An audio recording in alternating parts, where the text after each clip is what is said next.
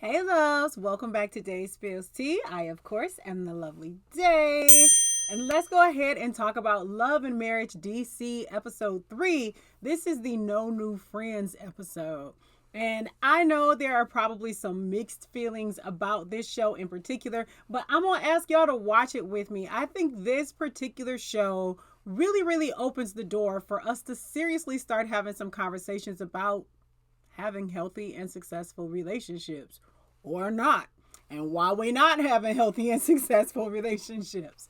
But before I get into my review of the episode and share some of my thoughts, go ahead and hit the thumbs up button. Show me just a little bit of love. You know, I do it for the likes. Make sure you drop down in the comments and let me know your thoughts on Ashley and Winter and Kevin.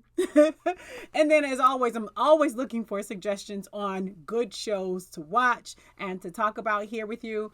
If you haven't subscribed already, go ahead and do that. Ring the little notification bell. That way you get notified every time I post a new video. Let's go ahead and get into it. So, the episode picks back up at Monique's vegan dinner that she's having, hosting all the couples plus Winter at her home. I think it was at her home, right? Anyways, and so Winter proceeds to drag Kevin, her soon to be ex husband. And I personally have a huge problem with this. One, Kevin's not there. Two, you're talking bad about him as if it makes you look good. It makes you look questionable at best. So she is saying that she is a relationship coach. And she previously said that, y'all see my nails? They cute.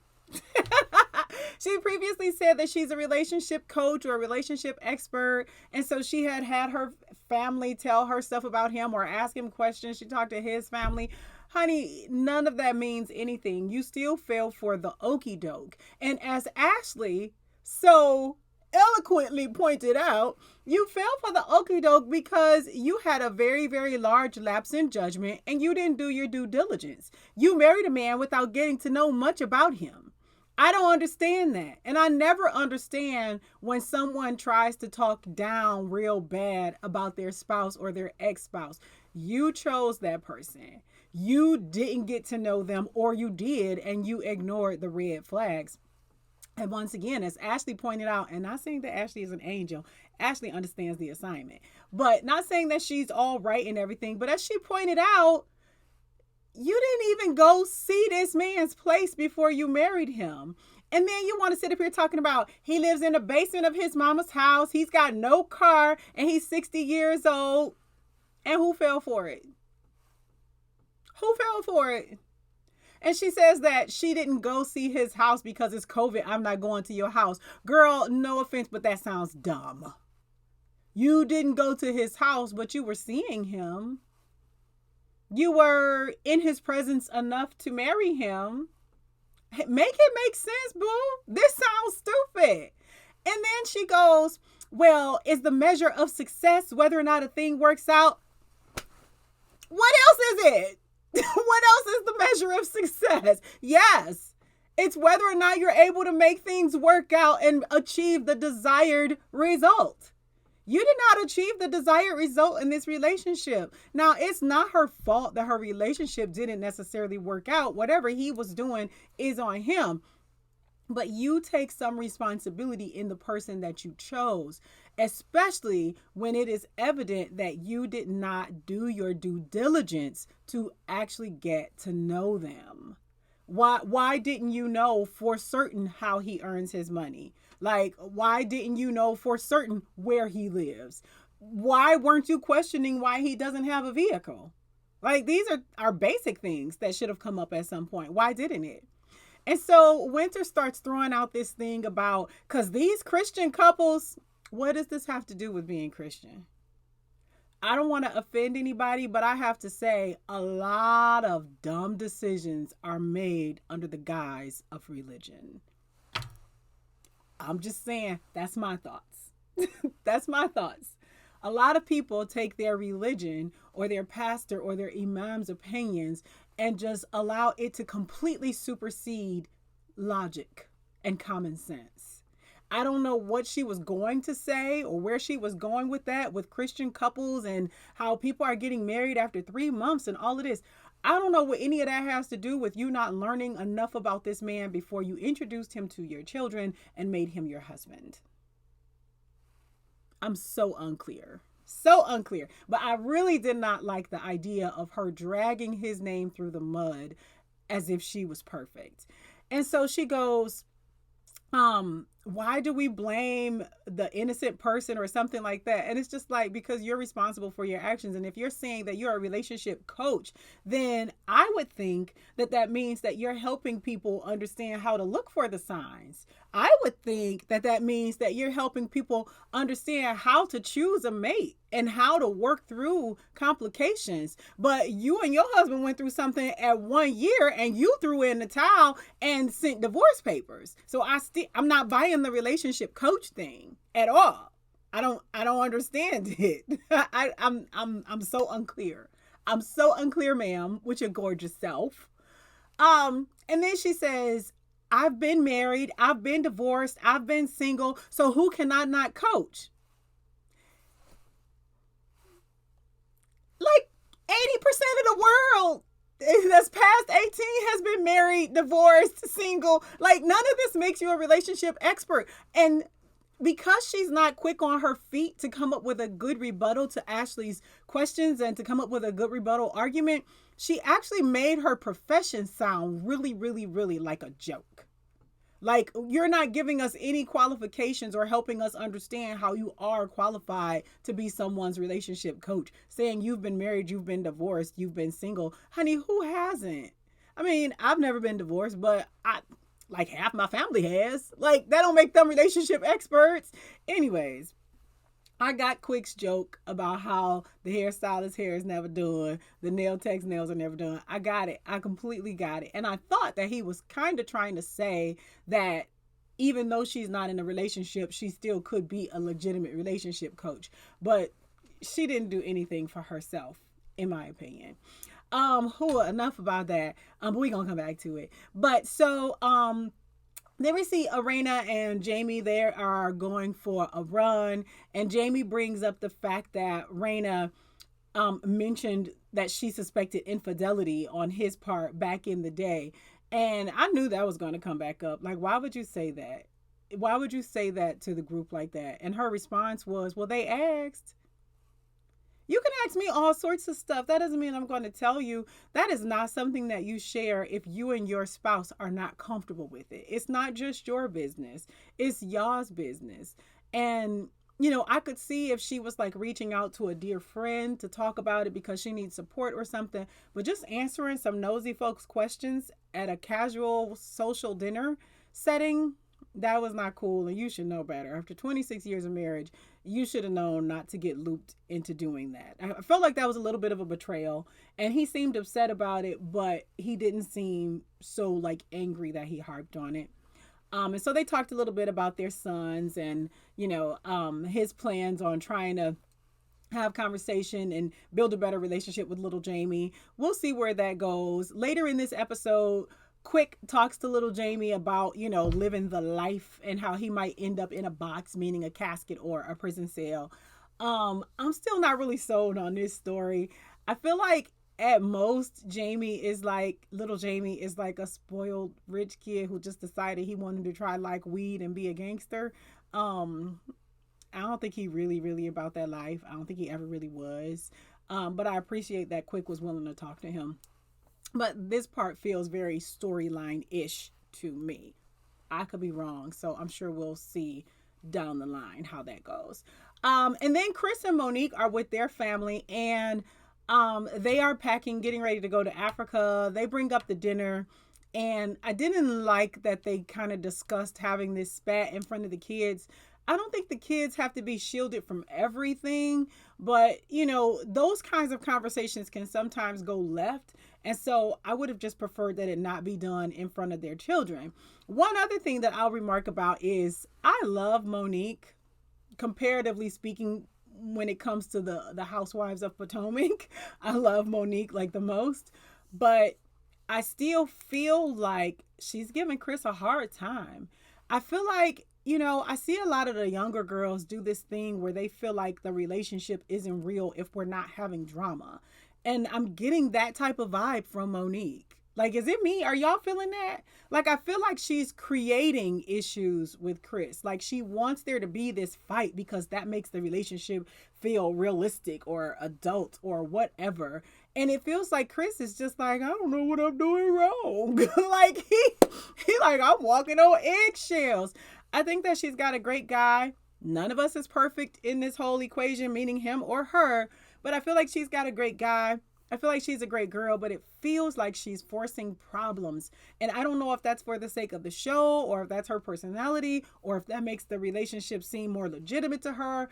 I don't get it, but I feel like it's damaging because, like I said last week, Chris is sensitive. His little ego, honey, it is fragile.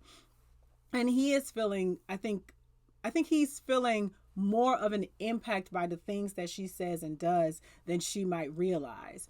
And so she started saying that she wanted there to be more romance. I'm going to tell you right now, it's hard for men to feel romantic feelings towards somebody who they feel like is attacking them. So, Mo, you might not be intentionally attacking him, but listen to your man. He's telling you he feels attacked. He's telling you he feels like he has to walk on eggshells. He's not going to be actively romantic towards you when he feels like that's what he's getting. Like, I don't know if I have any men who are watching this, but please chime in. Like, do you find it easy to be able to express romantic, tender feelings and all of that, romance your wife and treat her and all of that? Do you find it easy to do that when you feel like she's attacking you or when you feel like she's not taking your feelings into consideration? Because I would imagine that it's difficult. So I think that she's going to need to soften up a little bit. She's going to need to go back to maybe spoiling him and doting on him a little bit in order for him to be able to return that to her. That's what I see. I am a 25-year vet in this, and I have made a lot of mistakes and learned a lot of lessons. Okay, so moving on. Winter decides that she wants to have dinner at Ocean Prime, one of my favorite restaurants, even though their lobster bisque has gone down. It is way too sweet these days. So if anybody from Ocean Prime franchise is listening, y'all got to stop doing that. The lobster bisque has gotten too sweet, okay? So she decides to invite Raina, Ashley, and Tasha out to dinner. And she's kind of trying to extend the olive leaf and like bridge the gap while Monique is gone. And so she does a toast and says to possible friendships. And Ashley very maturely says, And of course, Raina and Tasha are not going to let it go. Obviously, there's something to be said here. Ashley was being very childish in doing that. It was really, really, really unnecessary, but fun. And so she basically expressed that she's not really looking for new friends. And I don't consider people friends easily just because we met and we're in the same circle. I feel you, Ashley, because I feel very similarly. My friend circle is extremely small. I mean, it's generally me, my sisters, my cousins. That's my circle. And there's like one or two friends. So I get it. I absolutely get it. And it's no hard feelings. It's no disrespect. But for me, friends, like kind of like Ashley spoke on part of it. It's time we spent together, shared experiences. It's, getting to know each other, having commonalities. But even more important than that, it's about who am I truly supporting and who's truly supporting me? Who am I extending acts of service to and who's extending acts of service to me? Those are my friends. And even if we're not doing it regularly, but if I know that if I need something, I know that I can call on this person that's probably my friend. And if they can call on me and I don't feel like doing it, but I'm gonna, that's my friend. Anyways, so she basically expresses that me and Winter are not friends. Like, we are associates. And Winter is like, well, are you and Erana friends? And she's kind of like, we're getting there, maybe. And I love that Raina is mature enough to where she wasn't offended. She was just like, okay, well, we're not friends yet. Like, it's cool. Maybe we'll get there one day, but it's not a big deal. Anyway, so Winter begins to express her frustration with what happened the night before, and Tasha expresses that she felt like Ashley was kind of grilling her. And here's my thing: Ashley was probably out of pocket with her delivery, but she understands that she is on a show and she needs to perform. But ultimately, Winter, you kept this thing going. You wanted to keep talking about this man because you felt like dragging him made you look good, and you were wrong. That's how I see it. That's how I see it. And Ashley was saying, I felt like you were just harsh with not even knowing me. And she said something about it's not your business. You're making it everybody's business because you literally sat at the table and kept talking about this man. You talked about serving him the divorce papers. You talked about him being a liar, him not having a car. You are the one talking about him. Yes, people are going to develop an opinion. And if they're opinionated and they like to share their opinions, then you're just going to have to deal with that. That just is what it is. Nothing against Winter. So let me be clear. I don't dislike Winter or anything like that. But I just did not think that this thing with Kevin is making her look good. I really, really don't. So Ashley asked Winter a very pointed question. She said, when are you going to take accountability that you had a lapse in judgment when it came to marrying this guy? And I think that's a very, very legitimate, valid question. And if I were hiring you as a relationship coach, I would expect for you to help me identify red flags. I would expect for you to help me understand what I should be looking for, what I should keep my eyes peeled for, and all of that sort of thing. But it doesn't look like you have the tools to do that in your own life. So I highly doubt that you know how to do it for me. Anyways, so Winter says Ashley was harsh without knowing her. And, once again, I just feel like she doesn't know you or Kevin, but you're dragging Kevin. So if she's going to have an opinion about either one of y'all and she doesn't know y'all, it just is what it is. Anyways, so I enjoyed that episode. More than anything, I really am enjoying watching the dynamics of these couples.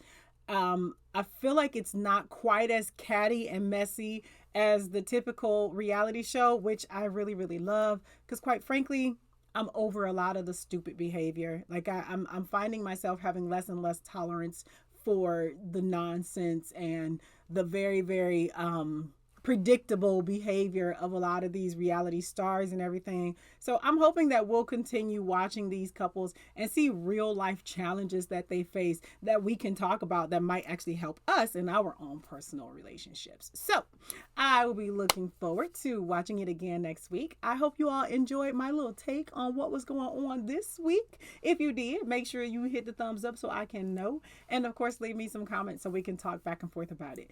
Thanks so much for watching. Bye.